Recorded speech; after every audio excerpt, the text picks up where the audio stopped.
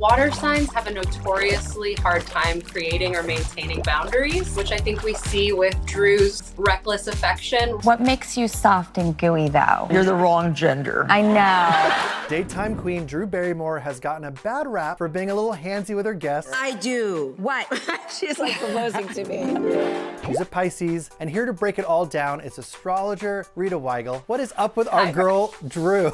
So Drew's birth chart is very, very weighted towards water. She's got a Pisces sun, a Cancer moon, and water signs have a notoriously hard time creating or maintaining boundaries, which I think we see with Drew's reputation for reckless affection. I think another thing that feeds that fire for her is she has Venus, which is our planet of attachment and affection, at a critical 29 degrees of Pisces. And oftentimes Venus in Pisces folks have a hard time not spilling over emotionally or otherwise into or onto other people. Looking at her stars and the oceanic extent of the water in her chart, she's just like built to be a Care Bear puddle. It's by cosmic design. She's like on the couch, she's climbing on her guests, she's getting them to open up, often hugging them, she sometimes kisses them. I think that's her pathway to connection is, obviously physical touch is her primary love language. And I would say as an aside that it seems like she didn't get enough hugs as a kid. You know, her mom, Jade, has an erratic Venus in Gemini, which is incredibly inconsistent and not really as sort of centered on physical touch. Gen Z might not know this, but Drew Barrymore was a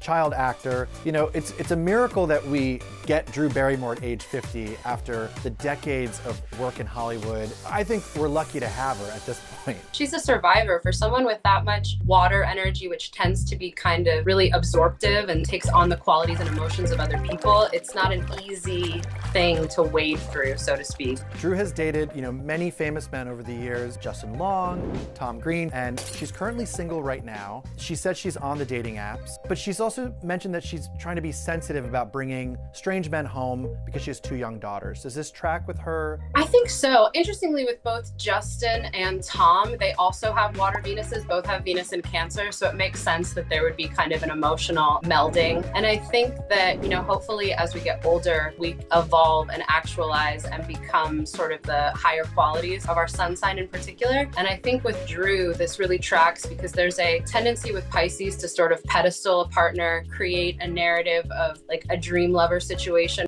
kind of like hold on to a rabid raccoon and be like, but I love him. And so I think as part of her process of evolution, she's putting down the raccoon, and I don't think she wants to bring the raccoon home anymore, which we celebrate for her. Beautifully said. Well, thank you so much, Reda. Thank you. This is great.